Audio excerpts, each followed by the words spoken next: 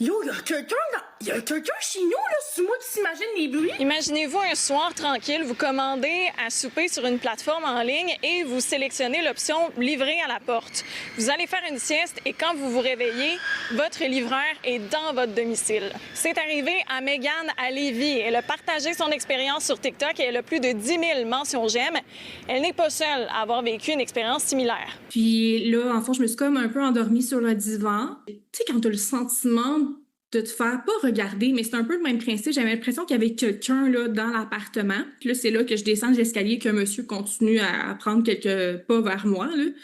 Donc, je vois que c'est mon Uber avec ma bouffe qui est rentrée chez nous. J'arrive pour DoorDash, ça me dit une trentaine de minutes. Voilà, je suis comme, OK, donc je vais aller prendre ma douche. Je sors de ma douche et là, moi, j'ai juste mis une serviette parce que je pensais comme aller chercher mes vêtements et le livreur était dans mon appartement. En fait, je suis tombée face à face sur lui. Il me dit que, en fait, quand j'ai pris mon repas, il m'a vu et il m'a trouvé jolie. Après l'incident, Mégane a écrit à Uber en expliquant que le livreur est entré chez elle.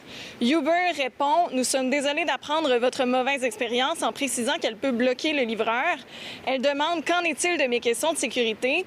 Et Uber répond « Puisque nous avons déjà apporté la meilleure solution possible, nous clôturons cette conversation. » Quand tu regardes les commentaires, puis on aurait dit qu'il n'y a même pas un homme à qui c'est arrivé, c'est seulement des jeunes femmes.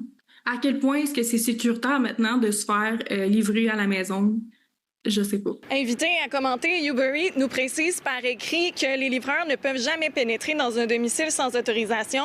Nous encourageons les clients à nous signaler ce type de comportement afin que nos équipes puissent prendre les mesures appropriées, ce qui peut aller jusqu'à la suppression du compte de l'application. Moi, ce qui m'a fait un peu peur, c'est la crainte de savoir que quelqu'un travaille et peut prendre vos informations personnelles et peut revenir en fait vous voir. Comme là, mon copain est en vacances et je ne suis pas à l'aise à commander toute seule. Et sur un point de vue légal, qu'est-ce qu'on peut faire? Si on n'a pas barré notre porte, sommes-nous responsables? J'ai posé la question à une experte. Mais je pense que, en fait, l'infraction serait peut-être plus appropriée, ça serait harcèlement. Parce qu'on pense souvent qu'harcèlement, c'est obligé d'être des comportements répétés, mais pas nécessairement. Du harcèlement, ça pourrait être une seule chose qui constitue un comportement harcelant parce qu'elle a donné des raisons de crainte à la personne. Ces femmes-là devraient appeler la police.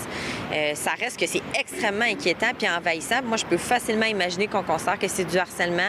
Finalement, DoorDash nous a aussi répondu en précisant « La sécurité est l'une de nos priorités absolues. Les Dashers doivent respecter les directives de livraison choisies par le client. Si un client est confronté à un comportement inapproprié, nous l'encourageons à communiquer immédiatement avec le service à la clientèle. » À Québec, Juliane Perrault pour Nouveau Info.